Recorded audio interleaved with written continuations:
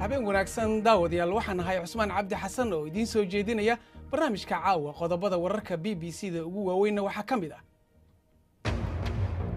xiisada Rohingya kumanaan muslimiin ah ayaa wali meel ay ku nabad galaan raadinaya waxaana socda muran diblomaasiyadeed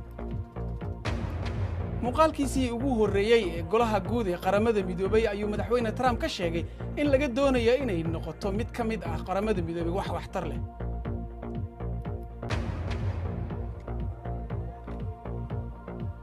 markana alwaaxa lagu taraaraxo Nigeria ayaynu idinkaga haynaa kooxda alwaaxa ku taraaraxda qaramada midoobay ayaa mar dhow soo bandhigi doonta warbixin ku saabsan dambiyada mas'uuliyiinta Myanmar ay ka galeen muslimiinta Rohingya hogaamiyaha Myanmar Aung San Suu Kyi ayaa waxaa loo sheegay in ay haysato hal fursad oo ay ku joojiso weerarada ciidankeeda ay ku hayaan muslimiinta Rohingya ilaa iyo marka ay weerarada bilowdeen 400,000 oo Rohingya ah ayaa u qaxay Bangladesh Yasmin Ahmed ayaa ka waramaysa xeebtan oo ku taala koonfurta Bangladesh muslimiin badan ayaa nabadgelyo u yimaadeen halkan waa meelaha ka mid ay dooniyadu ku soo dejiyaan soo galootiga dhinaca kale ee webiga Nafa waxaa loo jeedaa degmadooda weli gubanaysa mushtaq iyo qoyskiisa mar dhow ay yimaadeen 3 toddobaad ka hor gurigiisa ayaa la gubay meel uu ku noolaado ayuu ku raadinaya Myanmar gudaheeda intaan lagu qasbin inuu u baxsado Bangladesh balse weli ma ogo meeshuu degi doono xerada loo dhisay Rohingyada hadda way buuxsantay boosna ma ka bannaan xafiis manjuur halkan wuxuu u yimaaday inuu ka helo meel isaga iyo xaaskiisa uurka leh ay degaan toddobaadkii hore wuxuu ka soo cararay Myanmar wuxuuna soo maray safar aad u dhib badan muuqaal ayuu ka duubay safarkiisa wuxuu aaday 3 xero welina meel uu ku noolaado ma haysto guryo dad kale ayaan ku noolayn waxaan ku qasbanaaday inaan hooyaday kaga soo tago Myanmar waa inaan helnaa meel aan iyada dejin karno lacag badan ma haysanno Bangladesh ma rabto in dadkani halkan ay degaan saasoo ayna tahay waxay qorsheynayaan inay dhisaan xero weyn oo lagu talgalay 400,000 oo soo galootiga ay degaan waa talaabo ku adag dal dareemaya inuu martigelin weyn horay u sameeyay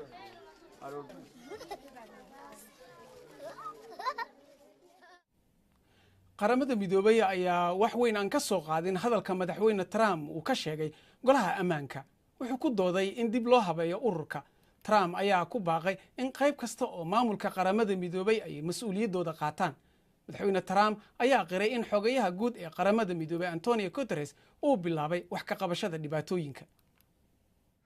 waxaan ku bogaadinayaa xogayaha guud ee qaramada midoobay in uu soo bandhigay aragti isbedel oo qaramada midoobay lagu samaynayo si ay si wanaagsan ugu shaqayso dadka aanu matalno dhammaanteen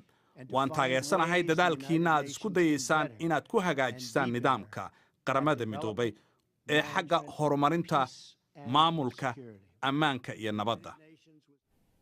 xaaska ra'iisul wasaarihii Pakistan ee xukunka laga tuuray Nawaz Sharif ayaa ku guuleysatay doorasho gaar ah oo ku timid kadib markii uu iscasilay maxkamadda sare ayaa ku heshay inuusan bannaanka soo dhigin dhaqaalaha soo gala natiijo aan rasmi ahayn ayaa muujinaysa in Kalsoom Nawaz ay si weyn ugu guuleysatay Lahore Sohayba Maxamed Qas ayaa ka waramaysa doorashadan ka dhacday Pakistan oo loo arkayay mid xasaasi ah ayaa waxaa ammaankeeda sugayay boolis hubaysan kursiga baarlamaan ee loo codaynaya ayaa waxaa baneeyay ra'iisul wasaarihii hore ee Pakistan Nawaz Sharif waxa uu bannaanaaday markii uu iscasilay bishii Luulyo iyadoo maxkamadda sare dalkaasi ay xilka ka xayuubisay kadib baaritaan lagu sameeyay dhaqaalihiisa ka soo baxa guryihiina codkiina dhiibta xaquuqdiina u isticmaala inaad codaysaan si mustaqbal wanaagsan ay u helaan ilmihiina xisbiga mucaaradka uu hogaaminaya ninka ciyaarta cricketka caanka ku ahaa ee Imran Khan ayaa ka mid ahaa 45 qof ee u sharaxnaa kursigan natiijada hordhac ayaa muujinaysa in Kalsoom Nawaz ay ku guuleysatay Mrs Nawaz ayaa haatan u joogta London xaalad caafimaad hase yeeshee gabadheeda ayaa u mahadcelisay codbixiyaasha maanta dadka deegaanka kaliya ma diidin go'aanka maxkamadda ee cadaalad darrada ku saleysnaa balse waxay sidoo kale diideen afhayeenada maxkamadahaas. go'aankiinnuna waa xukun kastoo ay maxkamaddu riddo. ra'iisul wasaaraheennu waa Nawaas Shariif. guusha kalsoom Nawaas ayaa waxa ay muujinaysaa sida xisbiga talada hayo iyo qoyska Shariif ay taageero xoogan ugu leeyihiin Lahore ayadoo dalku diiradda saarayo doorashada guud ee ka dhacaysa sanadka soo socda. faahfaahin dheeraad ah oo ku saabsan wararka maanta iyo kuwo kaleba waxaad ka heli kartaa bogga BBC Soomaali adigoo ka gelaya moobilkaaga. bal markana aynu eegno qodobo kale oo ku jira wararka maanta.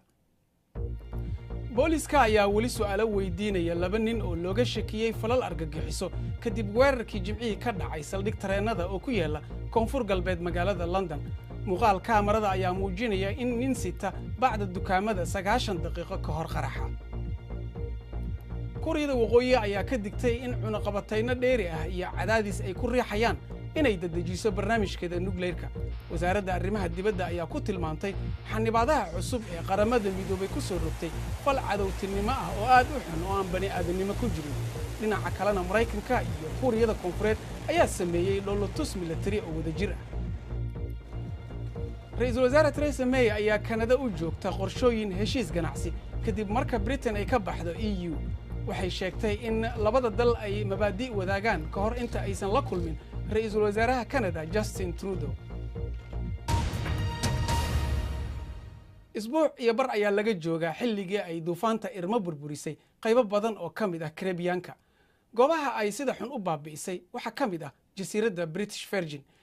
inkastoo gargaar la siiyey haddana jasiiradda waxaa ku soo aadan duufaano kale oo xooggan. Qaalib Xasan Baaruud ayaa ka warramaya. dhulkan aad arkaysid waxaa si ba'an u waxyeeleeyey masiibo dabiici ah. 2 isbuuc ka hor jasiiraddana waxay lahayd dooxooyin iyo kaymo cagaaran, laakiin maanta waa xaaluf. dhirtuna male caleen qoyan, waxayna u badan yihiin dogobyo qallalan. masiibooyinkii iyo murugooyinkii hore ee ku habsaday jasiiraddan hadda waxaa ku soo biiray roobabkii kulaylaha. jasiiraddani waxay ahaan jirtay mid qani ah, laakiin maanta waxaa ka jira saboolnimo. kishmad iyo carruurteedu waxay ka badbaadeen duufaannadii Irma. wax walba waan lumiyey, waxaan ka ahay nolosha carruurtayda. hadda waxaa lagu jiraa xilli adag, waxaana caawimo u baahan qoysas iyo muwaadiniin Ingiriis ah. laakiin marka loo eego sharciga caalamiga ee deeq-bixinta, jasiiraddani waa mid qani ah, loomana oggola in laga caawiyo miisaaniyadda gargaarka ee dalka UK. wax walba oo kale waan lumiyey. haddii dalkan uu yahay qani, ma fahmi karo sababta aniga iyo dadka kaleba aan guryo la'aan u nahay oo aan weli ugu noolnahay xaalad saboolnimo. markii ay duufaannadu ku dhufteen jasiiraddan waxaa bilowday dhac iyo bililiqo, laakiin hadda amnigu wuu sugan yahay. in ka badan 200 oo askari oo Ingiriisa ayaa haatan jooga jasiiraddan, kuwaasoo ay ku jiraan ciidamada Mariinska oo u gargaaraya dadka rayidka ah. askari ka mida Mariinska ayaannu weydiinay wixii uu la kulmay. gabi ahaanba way burburtay, weligay ma arag tanoo kale.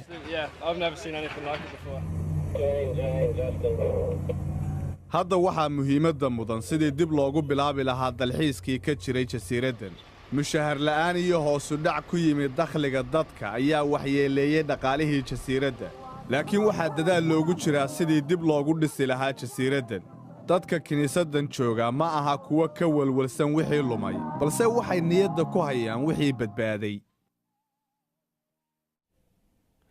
markana burbur fara badan oo romaankii ka haray ayaa laga helay badda waqooyiga bari ee Tunisia hoosteeda. astaantani waxay xaqiijinaysaa in tsunami ka dhacay Nablus qarnigii 4. taariikhdan la yaab kale ayaa laga helay badda Mediterranean-ka, waxaana soo jeedinaysa cusub cilmi. iyagoo ku qarsoon biyaha hoostooda in ka badan 700,000 oo sannadood, koox quusta ayaa ka heshay burburo tuulo qadiimiya badda hoosteeda. balse haddaba helitaanka burburadan ka soo hadhay tsunamidii ayaa noqday mid taariikhda gala, iyadoo xaqiijinaysa macmuulaad qadiimiya. aasaartan cusub ee la helay waxay ku tusaysaa inay Neapolis ahayd meel weyn oo laga soo saaro garoomka iyo welibana milixda oo ahayd markii Roomanku halkan haysteen, inay Neapolis ahayd meel weyn oo dhaqaalaheedu ka soo baxo milixda iyo macdantaasi. kooxdu haddaba hawsha waxay bilaabeen 7 sano ka hor iyagoo baadhaya dekedda Neapolis laakiin wuxuu helitaankani u hirgalay xagaagan cimilada oo fiican awgeed in la ogaado inuu meesha ku dhacay tsunami ka sokow cilmi baadhe aasaarta ayaa helay tanagyo gaadhaya 100 oo loo isticmaalay samayntii gaaruum taasoo ah xawaash kalluumeed oo loogu jeclaa qadiimigii Rome waa baadhitaan aad u mug weyn sababtoo ah waxaanu tixraacnay qoraalladii hore ee ay qoreen dadkii hore waxaanu ogeyn in dhulgariir ka dhacay Neapolis bishii July 21keedii 365 sannadood agagaarku wuxuu gaadhayaa 20 hektar laakiin in ka badan ayaa la filayaa in la heli karo markana cayaaraha kabtankii hore ee England Wayne Rooney ayaa maxkamad la soo taagay waxaana lagu helay inuu gaari waday isagoo cabsan Rooney oo hadda u cayaara Everton ayaa hore ugu dheeli jiray Manchester United 2 sano ayaana laga joojiyay inuu gaari kaxeeyo waxaana lagu xukumay inuu qabto 100 saacadood oo shaqooyinka bulsho uusan lacag ku qaadanayn Rooney ayaa la xiray markii booliska ay joojiyeen gaarigiisa galinkii hore ee 1 September ninka ay lacagta badan abid ku soo iibsatay Barcelona Ousmane Dembele ayaa bari magaalada Helsinki loogu sameynaya qalliin dhaawaca muruqa oo soo gaaray dhaawaca ayuuna kaga maqnaan doonaa 4 bilood ciyaartooygan oo Faransiiska weeraryahan uga ahaa ayaa ku yimid garoonka Barcelona heshiis gaaraya 180 milyan oo dollar Lagos waa magaalo aad u weyn oo waa magaalada ugu weyn qaaradda Afrika waana magaalo buuq badan balse dhalinyarada magaalada waxa ay bilaabeen ciyaar cajiib ah alwaaxa lagu taraaraxo oo loo yaqaano lagana yaqaano dalalka Ethiopia, Koonfur Afrika, Kenya iyo Zambia ayaa laga ciyaaraa Lagos waxaana keenay kooxda taraaraxa ee la yiraahdo Waffles and Cream haddaba yay yihiin kooxdan Yasmin Ahmed ayaa ka waramaysa waxaa loo yaqaanaa Waffles and Cream waxay yihiin kooxda ugu horeysa oo alwaaxa ku taraaraxo Nigeria waxaanu halkan la joognaa ciyaal boolbeerinka the BMX-ka kuwa la yiraahdo iyo waliba isla rogayaashii hadda dhalinyaro badan oo ku nool qaaradda aad ayay ugu helaan ciyaarta taraaraxa waa sawir qaade kana waa farshaxan waxaan ahay farshaxaniiste filimada ayuu duubaa anna sidoo kale naqshada ayaan badeecadaha u sameeyaa Nigeriaanku ma yaqaanaan alwaaxa lagu taraaraxo markay ku arkaan ma garanayaan sida looga jawaabo way caroonayaan ama way ku dhaliilayaan badanaa waxay ku leeyihiin madaxa ha ka jabin balse kaabayaasha dhaqaalaha oo aan jirin ayaa keenaya in isticmaalka alwaaxa lagu taraaraxo noqdo mid aan sahlanayn saasoo ayna tahay kooxdani waxay rabaan inay magaalada Lagos ku dhisaan garoon lagu taraaraxo way adag tahay inaad adoo Nigeria joogto noqoto qof hal abuur leh oo wax cusub keeno way kula yaabayaan waxay moodayaan inaad si kale u socoto marka waxay noqotay in aanu samayno muusig iyo sawirro marka way ku adag tahay dad badan in ay yiraahdaan waxa wixii hore ka duwan ayaanu samaynaynaa dadkii waxay noqonayaan dad ama kaag iyo fajac ku dhacay anigu taraaraxa xorriyad ayay ii tahay ma ciyaari karo kubad cag ma ciyaari karo kubadda kolayga waxba ma ciyaari karo waa meel dadka dareemaya in aan la rabin ay isugu yimaadaan Nigeria ma jirto meel naftaada aad ku soo saari kartid aad ayaynu u dhib badan tahay inaan helno meelo aan ku taraaraxno dadku anaga ciyaarteenna ma yaqaanaan markayna arkaan isla markiiba waan eriyaan way adag tahay in alwaaxa lagu taraaraxo laga helo Nigeria waxaan sugaa ilaa intaan ka imaanaya England kadibna waa jabaan hal qof ma dhisi karo dhismo dheer waxaad u baahan tahay dad badan ugu dambeyntiina mas'uuliyiinta Shiinaha ayaa doonaya inay qaadaan macbad ay adkeed in la qaado balse injineerada ayaa xal aan caadi ahayn la yimid waa qaad oo jiid 15 maalmood ayaa la qaadayay macbadkaasi iyadoo si gaar ah loo siday marka la geynayay meesha cusub culayskiisana waa 2,000 oo tan intaas ayaanu ku soo gabagabaynaynaa barnaamijkeena caawa waadna ku mahadsantihiin daawashadiina ee nabadgelyo